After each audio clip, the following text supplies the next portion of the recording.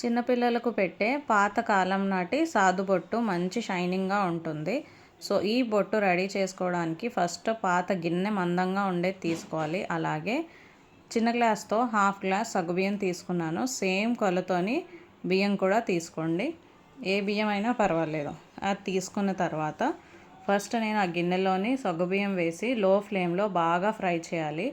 ఎందుకంటే అందులో తేమ అంతా వస్తుంది బయటికి. సో ఇలా బాగా ఫ్రై చేసుకున్న తర్వాత ఇలా బ్లాక్ కలర్లోకి రావాలి. ఇలా బ్లాక్ కలర్లోకి వచ్చేటప్పటికి ఇందులో నేను అది తీసేసి రైస్ వేసుకున్నాను. రైస్ కూడా సేమ్ అలాగే బ్లాక్ కలర్లో ఫ్రై చేసుకోవాలి. ఇలా ఫ్రై చేసుకున్న దీన్ని ఒక ప్లేట్లోకైనా ఇందులోకైనా తీసుకొని బాగా చల్లగా అయిపోయిన తర్వాత మెత్తగా మిక్సీ పట్టుకోవాలి. సో ఇది మిక్సీ పట్టేటప్పుడు చాలా జాగ్రత్తగా చూసుకోండి, ఎందుకంటే ఇంత కూడా గరుకు అనేది ఉండకూడదు. సో మెత్తగా మిక్సీ పట్టుకున్న తర్వాత స్టిల్ ఎంత మెత్తగా పట్టుకున్న తర్వాత అయినా మనం మళ్ళీ జల్లెడ పట్టుకోవాలి, ఎందుకంటే చిన్నపిల్లల స్కిన్ చాలా సెన్సిటివ్గా ఉంటుంది కదా. సో చాలా జాగ్రత్తగా ఉండాలి. సో అందుకే ఇది నేను ఇలా ఫైన్ పౌడర్లో అయిపోయిన తర్వాత స్టిల్ జల్లించుకొని వాటర్ వేసుకొని దగ్గర పడే వరకు బాగా మరిగించుకోవాలి.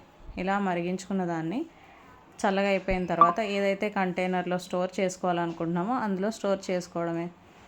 సో దీన్ని ఒక 2 days బాగా ఎండలో ఎండబెడితే ఇలా రాయిలాగా అయిపోతుంది. దీంట్లో ఎప్పుడు కావాలి అప్పుడు వాటర్ వేసుకొని కొంచెం బాగా రబ్ చేసుకుంటే బొట్టలా వస్తుంది. అది పిల్లలకి పెట్టడమే.